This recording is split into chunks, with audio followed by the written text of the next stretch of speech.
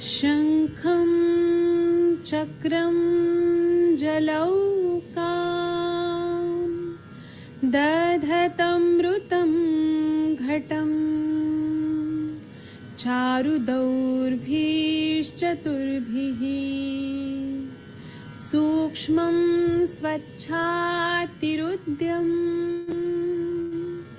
शुकपरिविलसनम् मौलिमम्बोजनेत्रं कालाम्बोद्योज्ज्वलाङ्गं कटितटविलसश्च चारुपीताम्बराढ्यं वन्दे धन्वन्तरिं तव निखिलगदमिव प्रौढदावाग्निलीलम्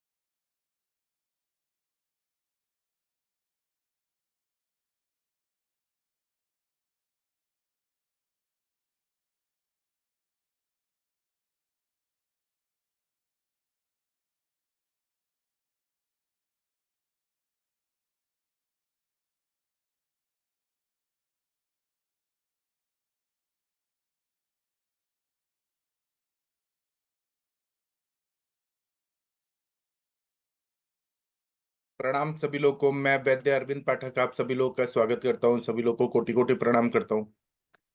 आइए आज हम लोग टीका वचन शुरू करते हैं। मैं यहाँ पर अनम्यूट करने का ऑप्शन देता हूँ।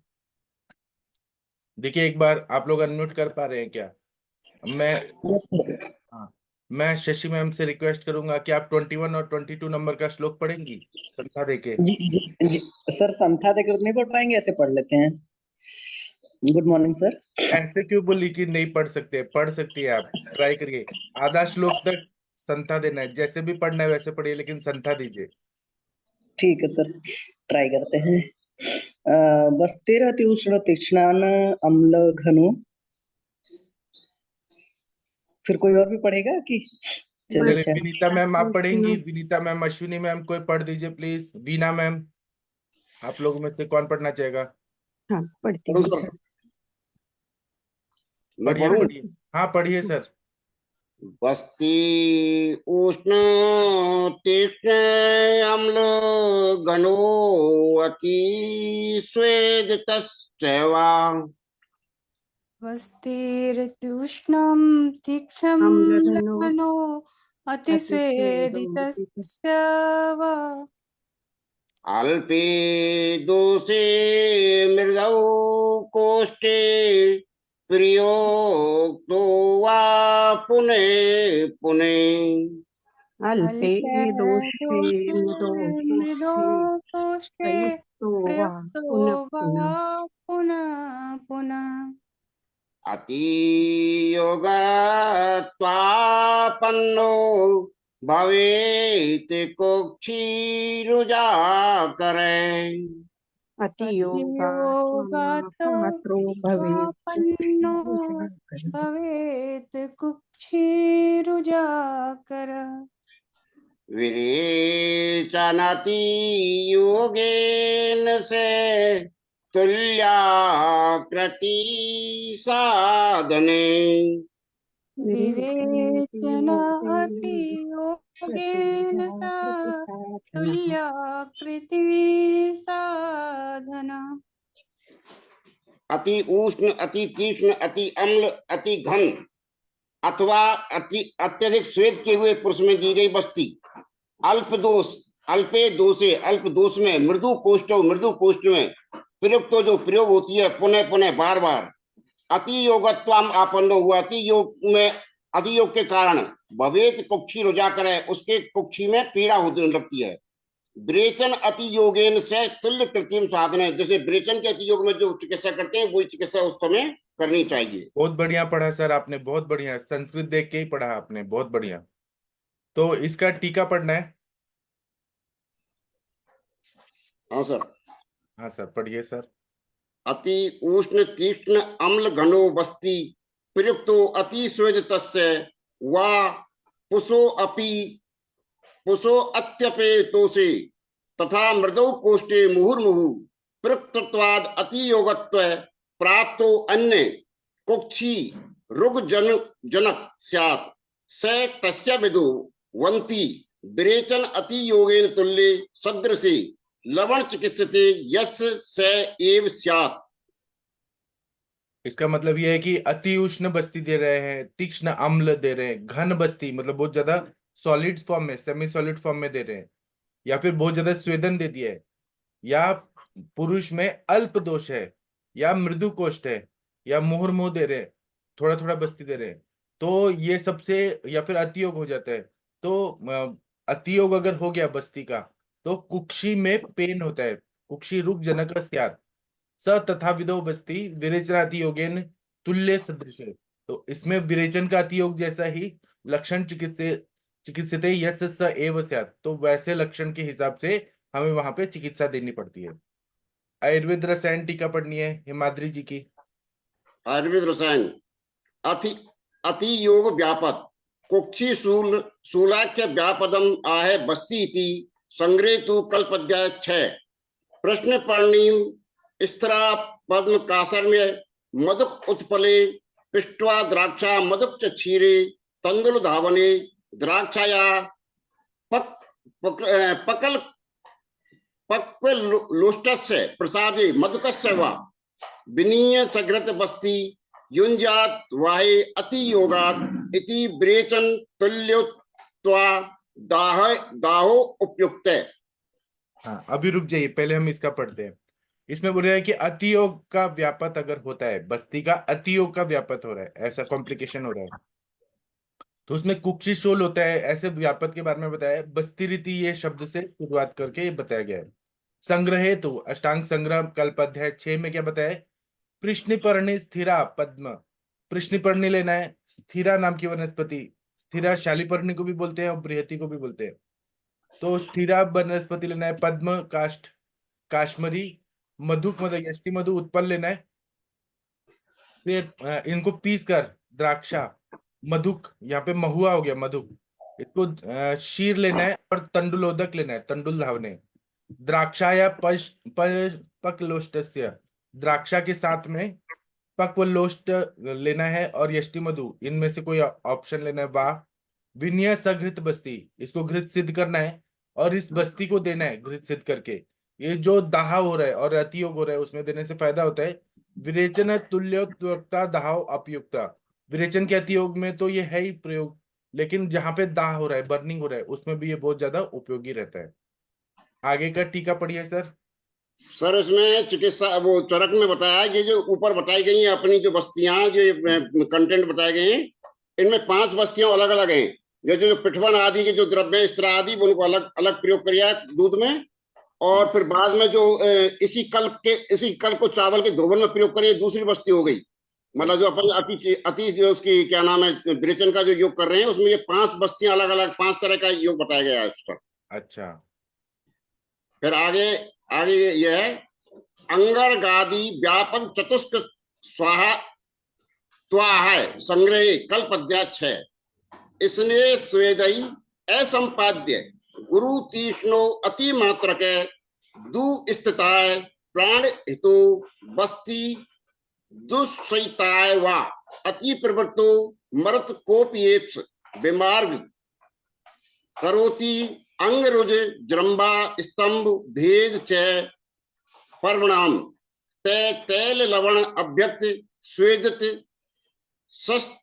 शस्त्रादि बिल्व कोल यवई एरंड वर्षा भू ब्रेती द्वयी से कुलथई श्रुतई मस्तु फल सौवीर कान्वितई आस्तापनीत से सिंधु सिंधुथई जांगलई आश्रित रसई तैलेन अनिल जिव्या विपक्वेन अनुवासियेत। ये एक बस्ती हो गई सर यहाँ तक। अच्छा, पढ़ूं क्या मैं? इसका अर्थ ये है, अर्थ आप बता दो क्या मैं बताऊं? आपको बताना है, बता सकते हैं। इसने स्वेदई असंपाद्य, स्नेह और स्वेदन को अच्छी तरह नहीं किया गया हो। गुरु तीक्ष्ण और अति मात्रा में दी गई बस्ती दुष्टताय प्रण है तो बस्ती दुष्टताय वो उसमें अंगमर्दन करती है। अति प्रवृत्त होने के कारण मरत वायु के कोप के कारण बीमार गमन हो जाता है। करोति अंग रोजा वो अंगों में रोजा करती है, अंगमर्द करती है, जृंबा करती है, स्तंभ करती है, भेद करती है। तय पर्वणाम और पर्वों में मतलब अपनी संधियों में। तैल लवण अभ्यक्त है उसको तेल और लवण से अभ्यक्त स्वेदन करके सस्ता भी इस तरह प्रयोग करना चाहिए। तेल और लवण से अभ्यंग करके फिर स्वेदन करके संस्तर स्वेद आदि करना चाहिए। सहस्तर मतलब उसको प्रयोग करना चाहिए तो हुआ सर। संस्तर स्वेद होता है ना, वैसा स्वेदन। हाँ आगे। हाँ बिल्व कोल वाला पढ़िए। बिल्व कोल यब एरंड वर्षा भू बृहति और दोनों बृहति से कुलथई श्रुतई मस्तु फल सौवीरक इनको मिला करके आस्थापन बस्ती करना चाहिए। उसमें साथ में सिंधु और जंगल रसई जंगल मांस रस का प्रयोग करना चाहिए। तो मतलब सिंधा नमक हो गया और वर्षाबु मतलब पुनर्नवा हो गया। हाँ सर। हाँ तैलेन अनिल जिव्य व्यक्वेन अनुवासित इनका अनुवासन प्रयोग करना चाहिए। तेल से सिद्ध करके द्रव्यों से, यही सारे द्रव्यों से तेल सिद्ध करके अनुवासन दिया तो वह बस्ती वायु को जीत लेता है। अनिल जित द्रव्य ऐसे बोलते हैं, अनिल जित। आगे पढ़िए सर। मृदु कोष्ठे बले। मृदु कोष्ठे ए बले बस्ती अति तीक्ष्णो अति निररेन कुर्याद विग्मा हित तत्र हिग्मान्य ब्रंगणम च यत् बला भृत्यादि वरा कास्मर्य रस सेंदवई से। इसका मतलब यह है कि मृदु कोष्ठ है और अबल वाला बस्ती है, मतलब अबल इंसान है, वो ताकत नहीं है, और बस्ती जो है अति तीक्ष्ण दे दिया है तो वो बहुत ज्यादा निकाल देती है दोषों को, तो उससे कभी कभी हिक्का होता है। तो यहाँ पे हमें हिग्मा को दूर करने वाला और बृहण करने वाला द्रव्य देना है। तो उसमें बला है, बृहति आदि देना है। बरा मतलब त्रिफला, काश्मीरी रस, काश्मीरी का रस और सेंधा नमक ये देना चाहिए। और क्या है? सौ के बाद क्या है? प्रसन्ना आर नाल अमलई तैल पकत्वा अनुवासियत उष्णंबुना अक्ष पिपल्या दद्यात लवण संयुक्तम धूम लेहर राक्षी स्वेदाश्च अन्न च बात जित अति तीक्ष्ण से बातो वा न वा सम्यक प्रपीड़ित घट्ये दृश्य बस्तिस्तत्र काश कुशोत्कटई स्यात् सा अम्ल लवण स्कंद करीर बदरी फलई सतई बस्ती हित सिद्धो बात बातग्नश्च अनुवासनम मृदु कोष्ठ अल्प दोषस्य रूक्ष तीक्ष्ण अति मात्रक रत्वा वस्ती मलान शीघ्र बात पित्ते प्रकोपित नाभि बस्ती गुदावस्ते ही कृतंतो अस्य मुहुर्मुहु विवरणस्य उत उत्थान बस्ती निर्लेखनाद भवेत् स्याद उसी तो औषध तत्र पर्यस इच्छुवादिवी श्रुत यष्ट्याभ्य तिल कलकाभ्यावस्ती स्यात् क्षीर भोजन संसर्ज रस यष्ट्याभ्य जिब्बिड़ी कर्दम अंजनम विनीय दुग्धे बस्ती स्याद व्यक्त अम्ल रस भोजनम पिछलाश्च हितो बस्ती स्नेहश्च मधुरे श्रुत इति। थैंक यू सर जी। इसमें बोल रहे हैं स प्रसन्ना अर्णाल अम्ल तेले पक्वा अनुवासित, मतलब प्रसन्ना डालना है, आर्नाल डालना है, अम्ल रस डालना है और तेल डाल के पकाकर उसका अनुवासन बस्ती देना है। तेल का बस्ती है इसलिए अनुवासन बस्ती। उसी तरह से बोल रहे हैं उष्णा अम्बुना अक्ष पिपल्या, मतलब गर्म पानी के साथ, अक्ष मतलब भल्लातक हो गया ना शायद, पिपली के साथ में लवण डाल के मिक्स करके देना है। उसी तरह से धूम लेह, धूम देना है, लेह देना है। सशीर स्वेदश्चान्न, दूध के साथ स्वेदन देना है और अन्न को खिलाना है, तो ये वायु को जीतता है। फिर अति तीक्ष्ण सवातो वा न वा सम्यक प्रपीड़त, बहुत तीक्ष्ण बस्ती दिया तो ये वायु को ठीक करेगा या नहीं ठीक करेगा। इसमें ऐसे बोलेंगे प्रपीड़ित, मतलब घटिया दुद्रते बस्ते काश कुशोत कटे, मतलब बांध देना है, शायद पेशेंट को बांध देना है काश से और कुश से, उत्कट से। स्यात् साम्ल लवण स्कंद करीर बदरी फलई, उसी तरह से अम्ल द्रव्य लेना है, लवण लेना है, लवण स्कंद के द्रव्य लेने हैं, करीर लेना है, बेर का फल लेना है। श्रिते बस्त हित सिद्धो, उसको बस्ती को सिद्ध करना है। वातग्निश्चानुवासनम, काढ़ा बना के, श्रिते मतलब, श्रित मतलब काढ़ा, इसको काढ़ा बना के बस्ती देना है। ये वातग्न द्रव्यों से तेल को सिद्ध करके अनुवासन भी दे सकते हैं। फिर बोल रहे हैं दूसरा कंडीशन, मृदु कोष्ठ है, अल्प दोष है, रुक्ष्ण और तीक्ष्ण अति मात्रक जब बस्ती देते हैं तो हत्वा बस्ती होना शीघ्रम बात पित्ते प्रकोपित। ऐसे कंडीशन में जहां पे मृदु कोष्ठ है, अल्प दोष है और बस्ती में रुक्षता है और तीक्ष्णता है अति मात्रा में, तो हम बस्ती देते हैं तो वो मल को तो जीत लेगा लेकिन शीघ्र ही वात और पित्त को प्रकोपित करेगा, क्योंकि तीक्ष्ण द्रव्य डाले और रुक्ष द्रव्य डाले हुए तो वात पित्त को प्रकोपित कर देगा। नाभि बस्ती गुदास्ते ही, नाभि में पेन करेगा, बस्ती में पेन करेगा, गुद में पेन करेगा। कृतंतो अस्य मुहुर्मुहु, थोड़ा थोड़ा दर्द होते रहेगा। विवर्णस्याम उत्पन्न उत्पन्मुत्थान बस्ती निर्लिख्यात भवेत्, वहां पे विवर्णता आ जाएगा, तो यहाँ पे बस्ती को है वो निर्लेखन कर देगा। तो ऐसे कंडीशन में क्या करना है, क्योंकि लेखन ज्यादा हो गया है, रुक्ष बस्ती दी है, तीक्ष्ण बस्ती दी है, मृदु कोष्ठ है और अल्प दोष है, वात पित्त प्रकोपित हुआ है और पेन हो रहा है नाभि बस्ती गुद में, तो इसमें क्या देना है, तो स्वादु शीतोष्ण तत्र, मतलब स्वादु मधुर रसात्मक और शीत ऐसे औषधियों से बनाया हुआ, शीत और ठंडा नहीं देना है लेकिन शीत द्रव्य वाले, शीत वीर्यात्मक, जैसे चंदन वगैरह जो है, जो शीत वीर्यात्मक द्रव्य उनसे, या मधुर रसात्मक। पयस्य इक्ष्वादिभिः श्रित, मतलब दूध के साथ या इक्षु रस जो रहता है उसके साथ में काढ़ा बना के सिद्ध करना है। या फिर यष्टि मधु तिल के कल्क के साथ बस्ती को देना है और उसके बाद में दूध और चावल ये खिलाना है। क्षीर भोजना, सर्ज रस यष्टाव जिम्मणि कर्दमार्जनम, सर्ज रस लेना है, यष्टि मधु लेना है, जिंगनी लेना है, कर्दम और अंजन लेना है। विनीय दुग्धे बस्ती, इनको दूध में सिद्ध करना है और उसके बाद में बस्ती देने के बाद अम्ल रस के साथ खाना खिलाना है।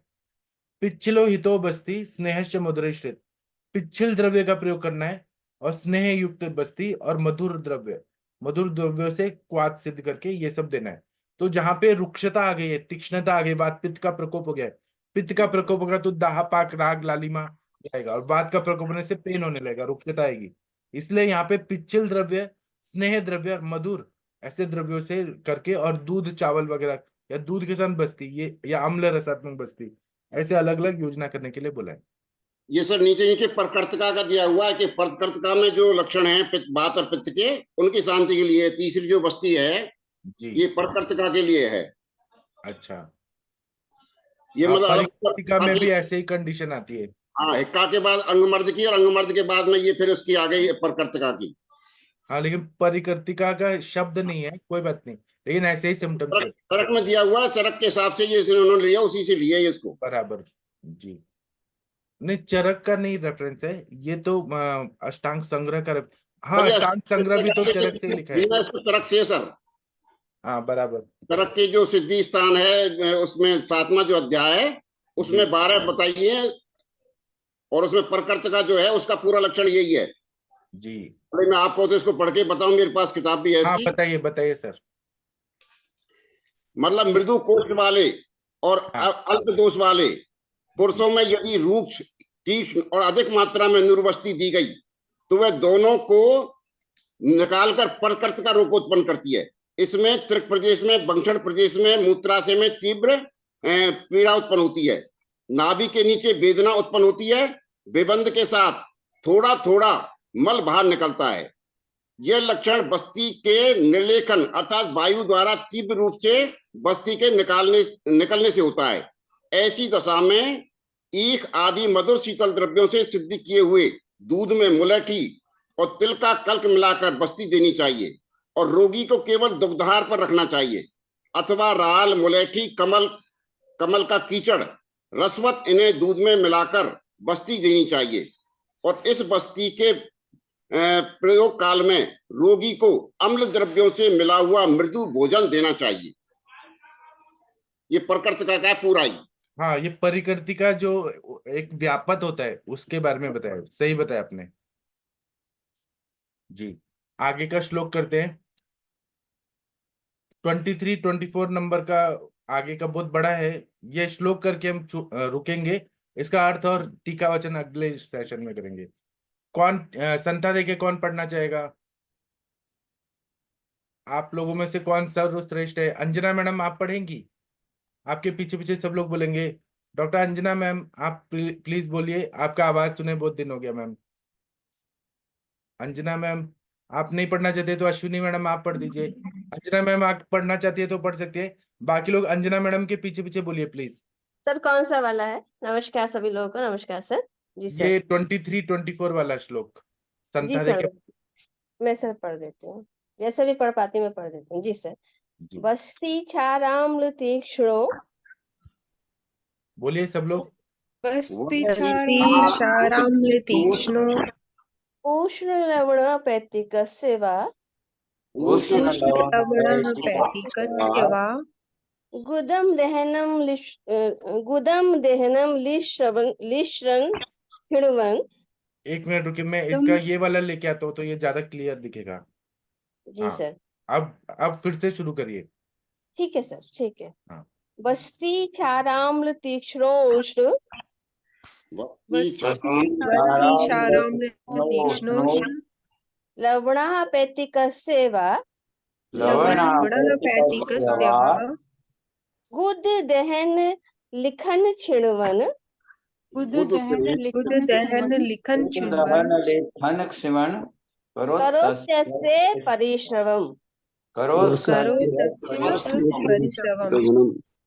सा विदग्धं श्रवत्यश्रवं वर्णे, विदग्धं श्रवत्यश्रवं वर्णे, पित्तं च भूरिभिः, पित्तं च भूरि, बहुश्चातिवेगेन मोहो,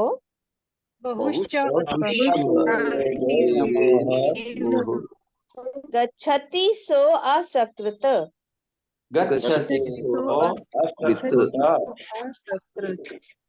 रक्त पित्त अतिसाराग्नि,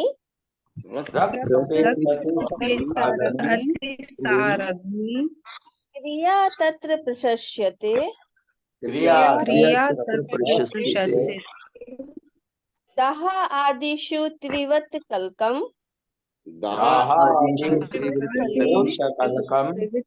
मृद्दिका वारिणा पिबेत्। वार्यां किवीर तद्विद पित्त शक्रतवतानां वातान तद्विद सॉरी तद्विपित्त शक्रवातानां तद क्रत्वा दहादिकान् जयेत् हत्वा दहनान् विशुद्धश्चे पिबेशिताम् विशुद्धश्च पिबेत्सिताम् यवागुं शर्करायुताम्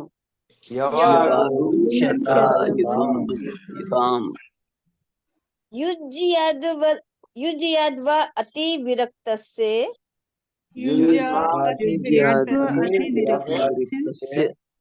क्षीणविटकस्य भोजनं क्षीणविटकस्य भोजनं माशयूपेण कुल्माषान् माशयुक्षेण कुल्माषान् पानं दध्यत्वा सुराम् पानं दत्त्वा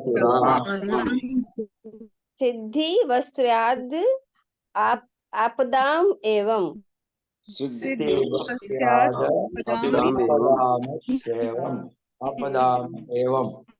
जी सर, थैंक यू सभी लोग को, थैंक यू।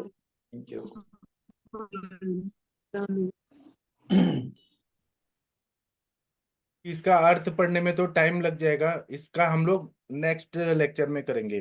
तो वीना मैम, आप कोई भगवान का प्रेयर करना चाहें तो कर सकते हैं। मुझे ये बताना है कि मेरे जो पूर्वज थे वो आयुर्वेदिक डॉक्टर थे, तो क्या हुआ कि वो बनारस में थे, बनारस में सब ये चिकित्सा करते थे। लेकिन औरंगजेब ने क्या किया कि सभी को मुस्लिम बनाने के लिए उसने जबरदस्ती तलवार के नोक पे सबको मुस्लिम बना रहा था। एक समय उसने इतने ब्राह्मण लोगों का सर काटा कि वो मीनार टाइप बना दिया, मतलब सिर काट काट के वो ऐसे मीनार बना रहा था, और जनेऊ को भी निकाल निकाल के और उसको ऐसे ऐसे बहुत बड़ा ऐसे ढेर बना रहा था। तो जो मेरे पूर्वज थे उनको हिंदू धर्म बचाना था, तो वो लोग ना गांव में चले गए, रिमोट एरिया में, और वहां पर फिर उन्होंने सब काम किया, खेती वगैरह लेके और सब किया। तो मैं अभी गांव में जा रहा हूँ, मुझे कहने का मतलब ये है कि मैं अभी जा रहा हूँ गांव में। तो अगर वहां नेटवर्क नहीं आया, क्योंकि मुझे मालूम नहीं है, मैं कम से कम 20 साल के बाद गांव जा रहा हूँ, तो कल मैं ट्रैवल कर रहा हूँ। तो अगर सेशन नहीं होगा तो आप लोग गुस्सा मत होइएगा, मुझे ये कहना है। मैं सर जैसे सर होगा वैसे करूंगा। सर हाँ आप सर आपको बहुत बहुत बनारस बधाई कब गुरु पहुंच जाने के लिए। गए? गांव में आजकल कोई सारी सुविधाएं, आज अब गांव का वो गांव मत मान के चलो उससे पहले जैसा। हाँ अब जो कौन सा बिल्कुल गांव एकदम सर? एकदम गांव हो ना कि बिल्कुल देहाती, हाँ उसमें भी बनारस में आपको कहाँ पर? नेटवर्क मिल जाएगा सर। हाँ, सर नहीं वो बनारस में कहाँ पर गांव में? बनारस से आगे बिहार में है, वो आरा से आगे जाके विक्रमगंज के पास जाके है। अच्छा अच्छा सर, तो आप कल हाँ, कल कब आ जा रहे हैं, कल आ रहे हैं बनारस में? नहीं कब मिलेंगे सर, नहीं, हमसे कब मैं मिलेंगे? अभी नहीं मिलूंगा। आज रात की फ्लाइट है मेरी, 11:55 को, 2 बजे बनारस पहुंचेंगे रात जी को। फिर जी जी सुबह 6 बजे ट्रेन है, जो जी वहां आरा करके एक जगह है, जहाँ पे जी वो आरे से भगवान भगवान को किसी ने वो दिया था, मोरध्वज नाम का जो राजा का कहानी है, जी सत्यनारायण भगवान के उसमें है कि आरे से काटकर कृष्ण जी भगवान विष्णु को किसने। तो आरा जगह में जाऊंगा, वहां से फिर गांव जाऊंगा। तो कल मैं दिन में गांव पहुंचूंगा, 2-3 दिन वहां रहूंगा। फिर उसके जी बाद में मैं रिटर्निंग में बनारस आऊंगा, तब मैं आइएगा सर, आऊंगा। बिल्कुल सर। जी सर, हम वेट करेंगे सर। जी हाँ, सर। 28 या 29 को मैं आऊंगा, फिर जी बनारस फिर मैं आपको कॉल करूंगा। जी सर, पक्का सर, हम वेट करेंगे सर। जी sir, all the best sir. Thank कोई यू। भी प्रॉब्लम हो सर, हम वहीं हैं, आस ही पास हैं, आपको कोई भी प्रॉब्लम हो हम हैं आपके लिए सर। हाँ, क्या जी है, सर। मेरे मम्मी पापा का डेथ हो गया, तो चाचा लोग बोल रहे हैं कि प्रॉपर्टी को डिवाइड करना है अभी, तो अभी देख हाँ सर, हाँ सर, वो सब देखना। जरूरी होता है। जी सर। जी चलिए वीना मैम, आप भगवान का प्रेयर करना चाहेंगी? वीना मैम नहीं है, विनीता मैडम, आप करना चाहेंगी भगवान का प्रेयर? जी विनीता सर। चौहान मैम, आप करिए। आप इतना मधुर आवाज में करती है ना कि पूरा दिन वो गूंजते रहते हैं कानों में। जी सर, ये तो आपका बड़प्पन। अभी आप प्रूफ हो जाएगा, सब लोग सुनेंगे अभी। बोलिए मैम, करिए। ॐ भूर्भुवः स्वः तत्सवितुर्वरेण्यं भर्गो देवस्य धीमहि धियो यो नः प्रचोदयात्। ॐ भूर्भुवः स्वः तत्सवितुर्वरेण्यं भर्गो देवस्य धीमहि धियो यो नः प्रचोदयात्। ॐ भूर्भुवः स्वः तत्सवितुर्वरेण्यं भर्गो देवस्य धीमहि धियो यो नः प्रचोदयात्। प्रणाम सभी लोगों को, सभी का दिन शुभ हो। जी, तो आज शाम को सेशन नहीं होगा, कल सुबह भी सेशन नहीं होगा क्योंकि ट्रैवलिंग हो रहा होगा। कल शाम को मैं ट्राई करूंगा कि मैं कोई एक लेक्चर लूं और संभाषा करूं। जैसे होगा वैसे मैं अपडेट देते जाऊंगा और मैं कोशिश करूंगा, लेकिन जैसा होगा मैं बताते रहूंगा। तो thank you Vinita ma'am, thank you Anjana ma'am, thank you Mahendra sir, बहुत अच्छा हुआ आज का session. Harihar sir thank you. आप लोग अपने पेशेंट देखते रहिए और ठीक करते रहिए, ये शुभकामनाएं। तो अभी नमस्कार। हम सेशन बंद करते हैं। थैंक यू, प्रणाम सभी लोगों को। थैंक यू सर, प्रणाम। जी सर। प्रणाम।